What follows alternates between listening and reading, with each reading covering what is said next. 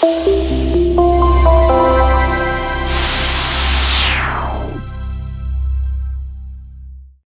everybody, John Costigan, I'm back. This technique is called Good Question, Why Did You Ask?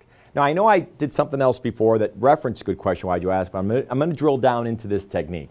It's funny, it's kind of a cool story. I was flying to Nova Scotia. I've only been there one time. It's not too often you get a chance to go to Nova Scotia. Actually, I think Sidney Crosby, the famous hockey player, is from Nova Scotia. So anyway, I was flying to Nova Scotia and I'm talking to a gentleman. I wasn't sure who this person was, and we were just striking up a conversation on the airplane. And this gentleman taps me on the shoulder in the back, and I kind of look back and he goes, "Hey, are you John Costigan?" And I said, and he kind of caught me off guard. I'm like, well, why do you ask? And I kind of laughed. He goes, "Oh, I know it's you now." And I go, "Why?" He's like, "I got your CDs, man. That's one of those things you say, like, don't ever answer a question." I'm like, "Oh man, well, I don't want to be the guy who doesn't ever answer a question, right?" It's not like, "Hey, where's the bathroom?" Good question. Why'd you ask? I mean, dude, you got to go, right? I mean, I'm not that anal about it, but at the end of the day, it is kind of funny to know that even this good question, why'd you ask? I think for me as a salesperson, I was so bad at always just giving up answers. And when you gave up an answer, you gave up your leverage. And leverage is so important in the sales process. So I think I was always kind of good question, why'd you ask, before I revealed my cards, so to speak. But you got to make sure there's a balance with it. So you're just not saying it all the time, because it can be irritating. It is kind of funny though. I just had a client of mine in Phoenix called and said, "Hey John, are you available to come out work with our folks out here in Phoenix, Arizona?" And he was giving me the dates. And so he goes, "And by the way, don't do the whole good question thing. I know it's coming, so let me just kind of answer all this stuff before he's kind of going into that good question mode." And I kind of laughed. I'm like, "Gosh, am I that much of a pain in the butt?" He goes, "No, but you do." You know, when he joked, he goes, "When you talk to John Costigan, you know he's going to ask you questions and he's going to try to uncover what's going on." He goes, "So there's a part of me going, just make sure you have your ducks in a row when you go talk to him." Now, again, this is a gentleman I've known for quite a while, so they kind of know what's going on with the story. So I don't want to be irritating. There's a flow there, right? So as you're watching this, I don't want to irritate people. I thought it was kind of comical that people go, "I know you're going to ask the question, so here, let me just fill in the blanks for you," which is really pretty cool that they're almost kind of qualifying the opportunity for you without you not even doing the work, right? But at the end of the day, when I say good question, why'd you ask, let's look at an example of price. Let's pretend somebody says, "Is this your best price?" What I will tell you, that's a very common objection, right? Or it's a common question, I should say.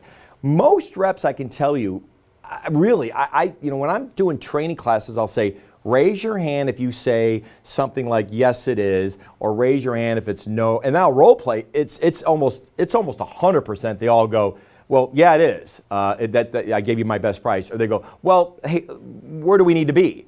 And to me, that's like saying, "No, it's not," right? So either way, you're answering the question and giving up leverage. So I've always said to people, especially on the pricing one, if anybody ever says that, "Hey, is that your best price?" I go, "Well, hey, you must have brought that up for a reason. Can I ask you, why do you ask?"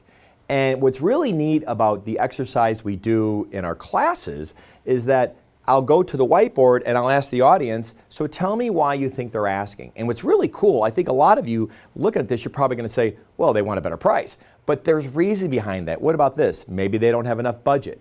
Number two, maybe this is how they're measured. They get measured on how much they save off the first price in.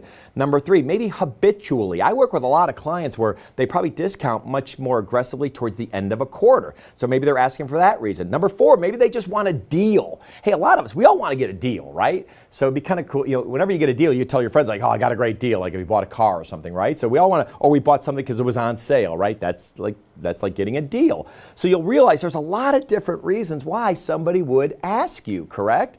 And when I write all these up on the board, what's funny is the audience is looking at this and like, there's like 18 different reasons. So then what I'll do is I'll point to the audience and say, "Let's role play. You got the easiest role play possible. All I want you to do is be able to say, 'Good question, why'd you ask?' Ready? Here I go. You play the rep.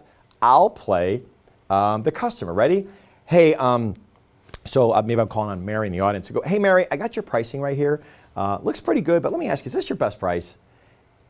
And I point, and then this young lady, Mary, will say, 'Good question. Why'd you ask?'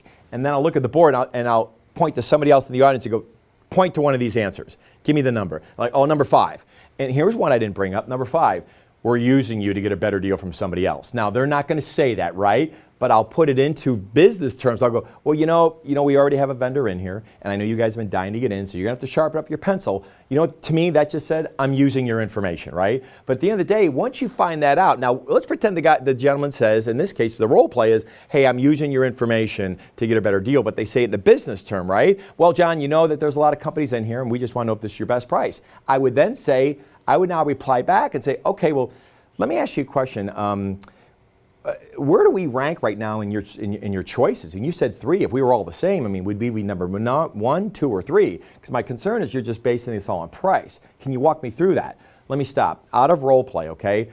The only point I want you to really get from this one video is this. When someone asks you a question, and saying, good question, why'd you ask? Don't do it all the time, but especially on price you can do it. But you might have a variety of different things. Hey, guys, can you guys deliver in 2 weeks? It's funny, sometimes you'll hear something like, hey, can you do this in 2 weeks? You go, yeah, absolutely. As opposed to going, well, let me ask you, things are kind of crazy around here. Why? And they might go, oh, because I have a deadline date of. See, this is a great technique of getting them to continue to open up so you can understand their business and what's motivating them. And you really, once you find that out, then you have a much better chance of now responding back. And again, to kind of put a wrap around this whole thing, you're not losing your leverage. So as long as you can hold on to your leverage, as long as possible, till you finally now give the answer, it's much better for you because now your answer could be specific to why they asked instead of superficial, 30,000 feet, is that your best price? And then we just go yes or no, and then we're stuck. Okay? So, good selling. Just remember, don't lose your leverage. Hey everybody, John Costigan here. The toughest part to any sale is getting in the door, right? Tell you what, click on the URL below this video or go to costigantraining.com/free week. Take the first step of solving this huge problem of getting in the door. It's 5 days, 5 clips, less than 5 minutes. Click on the link. We'll see you in a few seconds.